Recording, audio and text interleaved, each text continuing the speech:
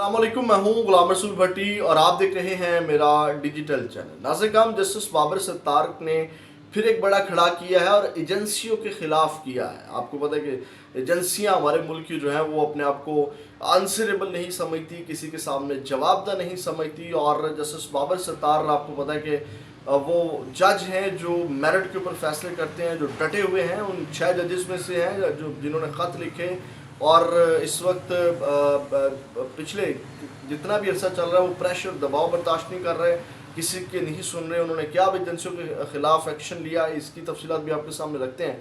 और दूसरी जानिब नाज़िर शहबाज शरीफ साहब का जो है बड़ा स्कैंडल, शहबाज हुकूमत का बड़ा स्कैंडल 98 अरब 51 करोड़ का सामने आ गया। इसकी ऊपर बात करेंगे आखिर ये क्या मामला है। और साबिक वज़ीर आज़म भी जो है वो उनके गिर्द भी घेरा तंग होता जा रहा है। साबिक निगरान वज़ीर आज़म की मैं बात कर रहा हूँ। और इसके साथ साथ नाज़िर आसिफ अली ज़रदारी शहबाज हुकूमत पर भारी पड़ गए हैं। वो किस तरह भारी पड़ गए हैं, किस तरह बड़ी समझदारी के साथ जो है वो पूरे सिस्टम के ऊपर काबिज हो गए और शहबाज गवर्नमेंट जो है उसके सामने बेबस है। नाज़िर तफसीलात में जाने से पहले यही दरख्वास्त नए आने वाले दोस्तों से कि चैनल को ज़रूर सब्सक्राइब कर लें, क्योंकि आपकी जो सब्सक्रिप्शन है हमें मज़ीद अच्छा काम करने के लिए इनेबल करती है, हमारी हौसला अफजाई इससे होती है। और बेल के भी आइकन को ज़रा प्रेस कर दीजिएगा ताकि हर नई आने वाली वीडियो को नोटिफिकेशन भी आपको मिल सके। और वीडियो को लाइक भी ज़रूर कर दीजिए, क्योंकि आपके लाइक्स करने से वीडियो की रीच बढ़ती है, ज़्यादा लोगों तक जाती है, तो उससे भी हमारा ही भला होता है। नाज़िर ख़बरों की तरफ चलते हैं और आपको ये भी बताना है कि एक बहुत बड़ी तहरीक का आगाज़ होने जा रहा है। एक बहुत बड़ी तहरीक उठने वाली है और वो हाजिर सर्विसेज, हमारे जो जनरल साहब हैं आसिम मुनीर साहब, उनके कह लें कि उनके कारनामों के हवाले से वो तहरीक का आगाज़ होने जा रहा है। इस हवाले से भी आपको अपडेट करते हैं। नाज़िर सबसे पहले तो जो आज सामने आई हैं चीज़ें, आपको पता है कि ऑडियो लीक केस जो है उसमें बड़ी पेशरफ जो सामने आई है वो ये है कि इस्लामाबाद हाई कोर्ट ने जो एतराज़ की दरख्वास्तें दायर करने पर रोक, यानी कि आपको पता है कि जस्टिस बाबर सत्तार ने जो है वो दरख्वास्तें खारिज करके जुर्माना आयद किया था। अब नाज़िर जो पेशरफ्त हुई है वो ये है कि DGIB और DGFIA और चेयरमैन PTA को तौहीन अदालत के मामले पर इब्तदाई नोटिस जारी करके जो है हुक्म दे दिया गया, यानी कि इब्तदाई तौहीन अदालत का नोटिस जो उनको जारी कर दिया है। और उन्होंने कहा कि क्यों ना तीनों इदारों के सरबराहान के ख़िलाफ़ जो है वो कार्रवाई की जाए। और अदालत ने दरख्वास्तें इकट्ठी, उन्होंने कहा कि ये जो इकट्ठी दरख्वास्तें आई हैं इनका मकसद जो है वो बदनीति पर उन्होंने करार दिया। उन्होंने 42 सफ़ात के फ़ैसले में इकरार दिया है कि पैमरा, PTA, IB, FIA के जिन अफसरान ने दरख्वास्तें दायर की और दायर करने की अथॉरिटी दी थी वो भी अपनी पर्सनल हैसियत से 5-5 लाख रुपए जुर्माना जो है वो रजिस्ट्रार के पास जमा कराएं। और ये पैसे फिर कहाँ खर्च करने हैं ये अदालत मरकज़ी केस के हतमी फ़ैसले में तय करेगी। नाज़िर अब अंदाज़ा लगा लें ये बहुत बड़ी एक कार्रवाई है।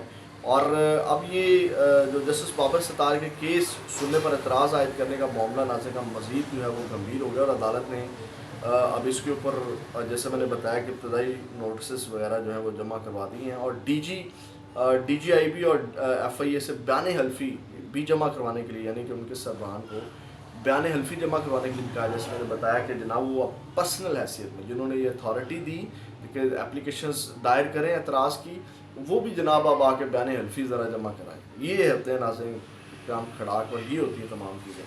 अब इसके ऊपर एक तबसरा मैं आपके सामने रख देता हूँ जो इमरान रियास ने किया है, क्योंकि जब 6 जजेस के ख़त का मामला बना तो कहा जाता था कि आपने पर्सनल क्यों नहीं, आपके पास अथॉरिटीज़ थी। आपको पता है कि कोर्ट के अंदर भी काजी साहब की एतराज़ उठाया गया कि आपके पास अथॉरिटीज़ थी तो आपने क्यों एक्शन नहीं लिया उन मुदाखलत करने वाले लोगों के ख़िलाफ़।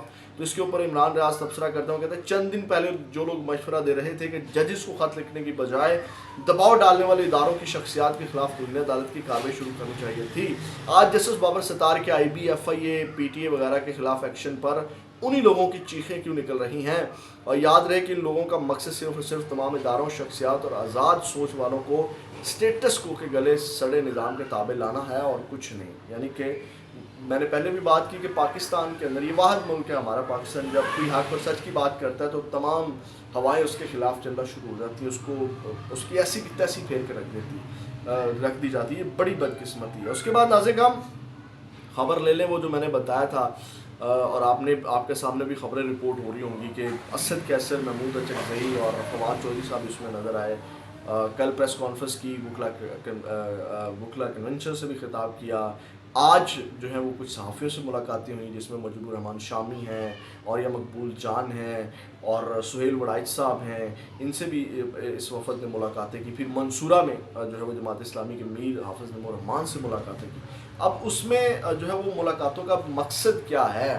جیسے کہ محمود اچکزئی نے اب جب آج ملاقات کی اور منصورہ کے اندر، تو وہاں پہ انہوں نے پریس کانفرنس کرتے ہوئے جو ان ملاقاتوں کا مقصد آپ جاننا چاہ رہے ہوں گے وہ میں آپ کے سامنے رکھ دیتا ہوں۔ انہوں نے کہا کہ محمود اچکزئی نے کہا، انہوں نے کہا طے کر لیں کہ آئین ایک فارمیلٹی ہے یا پھر اس کا تحفظ بھی کرنا ہے۔ ہر چند سال بعد ایک سربراہ جنرل آتا ہے جو آئین کو ایک کاغذ کا ٹکڑا سمجھتا ہے۔ ہم نے عوام سے کہنا ہوگا کہ اگر آئین کی خلاف ورزی ہوگی تو عوام سڑکوں پر نکلے، یہ انہوں نے بات کی۔ یعنی کہ اب اس سے میں آپ کو یہ بتا سکتا ہوں ناظر کرام کہ آنے والے دنوں کے اندر جو ہے وہ یہ ایک تحریک کا آغاز ہوگا کہ جناب جو آئین ہے اس کو نہ پامال کیا جائے۔ جب آپ کو پتہ ہے کہ پچھلے الیکشن میں جو بھی کچھ معاملات ہوئے آرمی چیف صاحب کے ساتھ، اب دیکھیں آرمی چیف کے ساتھ مختلف لوگوں کی ملاقاتیں ہو رہی ہوتی ہیں، اعلامیے جاری ہو رہے ہوتے ہیں۔ بھائی کیا تک بنتا ہے آرمی چیف کے ساتھ ان لوگوں کی ملاقاتوں کا؟ سیاسی لوگ ملاقاتیں کریں اور سیاسی لوگوں کے اعلامیے آنے چاہیے، سیاسی لوگوں کی امیج بلڈنگ ہونی چاہیے، اور وہ سیاسی لوگ آنے چاہیے جن کی امیج بلڈنگ آلریڈی ہوتی۔ یہ بھی ایک بدقسمتی ہے، اس کے اوپر بھی پھر کبھی بات کریں گے، بہت لمبی چوڑی ہے کہ یہ گلے سڑے سیاستدان جو ہے نا یہ کس سلسلے میں اور کس طرح جو ہے وہ ہمارے سروں کے اوپر بٹھائے جاتے ہیں، اور ان نکموں کو کیوں بٹھایا جاتا ہے؟ ان نکموں کو اسی لیے بٹھایا جاتا ہے، ایک ہنٹ دے دیتا ہوں کہ یہ یوز ہوتے رہیں، یہ ان کے تابع جو ہے وہ چلتے رہیں۔ آگے بڑھتے ہیں ناظرین کرام، جو شہباز شریف والا سکینڈل ہے، اب ناظرین کرام وہ جو سکینڈل ہے اس حوالے سے میں آپ کو یہ بتا دوں، گندم والا سکینڈل ہے، آپ کو پتا ہے کہ اس میں انوار اللہ کاکڑ کے دور میں جو ہے تمام معاملہ 300 ارب کی گندم جو درآمد کی گئی۔ اب شہباز گورنمنٹ اس میں اس کا کیا رول ہے وہ میں آپ کو بتاتا ہوں۔ سب سے پہلے تو میں آپ کو بھی بتاؤں کہ وزیر اعظم صاحب نے آج کمیٹی تشکیل دی، آج میٹنگ ہوئی، اس سے پیر کے روز جو ہے وہ رپورٹ طلب کی گئی ہے۔ اب اس تحقیقات کے اندر جو ہے وہ سابق نگراں وزیر اعظم جو ہے انوار اللہ کاکڑ اور وزیر خزانہ شمشاد اختر کو جو ہے وہ کل بروز اتوار طلب کر لیا ہے، اور تحقیقاتی کمیٹی کا اجلاس ہوا جس میں ان کو طلب کرنے کا فیصلہ کیا گیا، ان دونوں شخصیات کے جن کے بارے میں نے آپ کو بتایا۔ اور اس کے علاوہ سیکٹری فوڈ سیکورٹی محمد محمود جو ہے وہ انکوائری کمیٹی کے سامنے جو پیش ہوں گے، اور ریکارڈ بھی وہاں پہ اپنا بیان انہوں نے جو ہے وہ ریکارڈ کروا دیا ہے، وہ پیش ہو گئے ہیں کمیٹی کے سامنے، انہوں نے بیان ریکارڈ کروا دیا ہے۔ ناظرین کرام اسی کیس کے اندر انہوں نے آپ کو پتا ہے کہ 300 ارب کی گندم انہوں نے ایکسپورٹ جو ہے وہ منگوائی تھی۔ اب شہباز حکومت میں بھی یہ سکینڈل سامنے آ گیا، یعنی کہ کسان رل رہے ہیں، ان کو مختلف مشورے دیے جا رہے ہیں، ان کی گندم کی ایشو ہیں، ان کے بچے بھوکے مر رہے ہیں، وہ سڑکوں کے اوپر ہیں، اور یہاں پہ ہمارے وزیر اعظم کا ذرا دیکھیے گا کہ کس طرح ان کو کلین چٹ دینے کی کوشش کی جا رہی ہے، ان کی جگہ پہ قربانی دینے کی کوشش کی جا رہی ہے۔ ناظرین کرام اب جو نئی حکومت ہے یعنی کہ شہباز حکومت ہے، اس حکومت میں بھی جو ہے وہ گندم کی درآمد جو ہے وہ جاری رہی۔ اب ملک میں 8 فروری کے الیکشن کے بعد نئی حکومت کے آنے کے بعد بھی 98 ارب 51 کروڑ روپے کی گندم درآمد کیے جانے کا انکشاف ہوا ہے، اور موجودہ حکومت کے دور میں بھی 6 لاکھ ٹن سے زیادہ گندم درآمد کی گئی، اور 1,13,000 ٹن سے زیادہ کا کیری فارورڈ سٹاک ہونے کے باوجود، یعنی کہ آلریڈی 1,13,000 ٹن کا جو ہے وہ فارورڈ سٹاک میں پڑا ہوا تھا، جس کے باوجود گندم شہباز گورنمنٹ میں نگراں حکومت جانے کے بعد بھی جو ہے وہ ان کو وہاں پہ درآمد کی گئی۔ اس کے بعد ناظرین ہم کہا یہ جا رہا ہے کہ جناب جس پر وزیر اعظم جو ہے وہ لا علم ہے، اور اس کے اوپر جو سیکورٹی سیکٹری فوڈ ہے ان کو برطرف کر دیا گیا، یعنی کہ آپ کیسے ممکن ہے کہ جناب اتنے 98 ارب جو ہے 100 ارب کے قریب کی جو گندم ہے وہ درآمد کی جا رہی ہے اور وزیر اعظم کو علم نہ ہو، تو یہ آپ اندازہ لگا لیں۔ اس کے بعد ناظرین ہم اب یہ معاملہ چل رہا ہے، یہ بہت بڑا سکینڈل ہے، بہت بڑا ایشو ہے اس کے اوپر، اور یہ آپ اندازہ لگا لیں کسانوں کا کتنا نقصان ہوا ہے۔ تو ناظرین کرام اب آتے ہیں جو زرداری صاحب بھاری ہیں شہباز شریف صاحب کے اوپر۔ ناظرین کرام آپ دیکھیں کتنے ایک اچھے انداز سے زرداری صاحب نے پہلے اپنی سینٹرل کی Sindh government Balochistan chairman senate خود صدر، اور اب آپ ذرا دیکھیں کہ صدر صاحب نے کون سی گیم ڈالی ہے. اب ناظرین کرام دو تو ان کے گورنرز آ رہے ہیں، اور اس حوالے سے میں آپ کو اپڈیٹ کر دیتے ہیں. اب انہوں نے وفاقی حکومت کا حصہ بننے کا بھی فیصلہ کر لیا ہے، جس میں جناب جو ان کے 8 وزارتیں ملنے کا ان کو امکان ہے، جس میں پینشن انکم سپورٹ پروگرام کی چیئرمین شپ جو ہے وہ پیپلز پارٹی کی روبینہ خالد کو دینے کا فیصلہ ہے. اسی طرح 2 وزارتیں سندھ، 2 بلوچستان اور باقی 4 وزارتیں پنجاب سے جو ہے وہ لینے کا ارادہ رکھتے ہیں.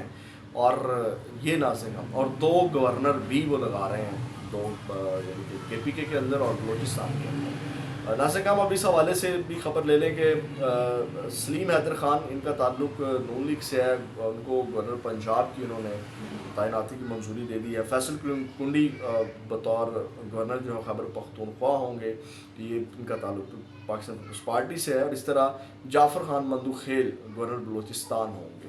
تو ناظرین کرام دیکھیں 8 وزارتیں بھی لے لیں، اور باقی چیئرمین سینٹ، صدر، کے پی کے گورنمنٹ، بلوچستان گورنمنٹ، کتنا اچھا جو ہے وہ صدر صاحب کھیل رہے ہیں، اور کس طرح انہوں نے گورنمنٹ کے اوپر قبضہ کیا، اور شہباز گورنمنٹ کے اوپر وہ بھاری ہیں. اب آپ خود اندازہ لگا سکتے ہیں. ناظرین کرام یہ اب تک کی اہم اپڈیٹس ہی، امید کرتا ہوں ویڈیو آپ کے لیے انفارمیٹیو رہی ہوگی. اپنا بہت زیادہ خیال رکھیے گا. پاکستان زندہ باد.